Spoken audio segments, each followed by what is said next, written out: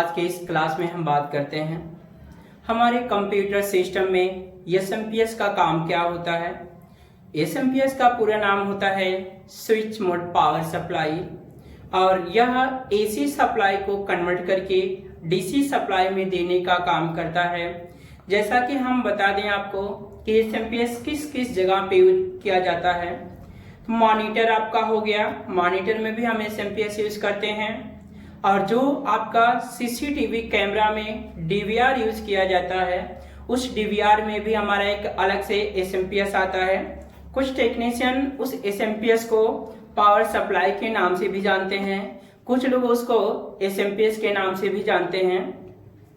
तो जितने भी हमारे कंप्यूटर से रिलेटेड होते हैं सभी में हमारा एसएमपीएस लगा होता है।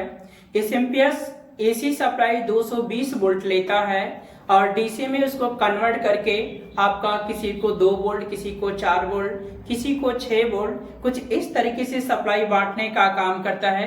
चलिए हम आपको स्क्रीन पे समझाते हैं कि जैसा कि आप देख रहे हैं कि हमारे पास एक बोर्ड पे एसएमपीएस बनाया गया है और इस एसएमपीएस में यहाँ पे एक पावर प्लग के लिए लगा दिया गया पिन है, और जो हमारा पावर कार्ड होता है, पावर सप्लाई होता है, वो सप्लाई हमारा यहाँ पे हम ले जाकर के कनेक्ट करा देते हैं। तो जब हम बाहर से इसमें सप्लाई इनपुट कराते हैं तो एसी सप्लाई 220 वोल्ट जाता है, और इसके अंदर एक बड़ा से पीसीबी प्लेट होता है। उस पीसीबी प्लेट पे ढेर सारे इलेक्ट्रॉनिक्स कंपोनेंट लगे होते हैं और ये सभी कंपोनेंट्स मिल करके एसी सप्लाई को डीसी में कन्वर्ट कर देते हैं। और उसके बाद आप आउटसाइड अंदर की तरफ जब देखेंगे तो यहाँ पे कुछ इस तरीके से आपका ढेर सारा केबल निकला होता है। इसमें कुछ केबल होते हैं जो मदरबोर्ड में लगे होते हैं, कुछ केबल आपका मदरबोर्ड से आउट होता है। तो हमारा एचडीडी लगा है कंप्यूटर में, एचडीडी में लगा चला जाता है। कुछ हमारा चला जाता है आपका, अगर एसएसडी आपके कंप्यूटर में लगा है तो एसएसडी में चला जाता है। कुछ इस तरीके से हम उनकी सप्लाई करते हैं। और जैसा कि आप सभी लोग जानते हैं, देखते भी हैं कि सीपीयू में एक पावर सप्लाई भी होता है।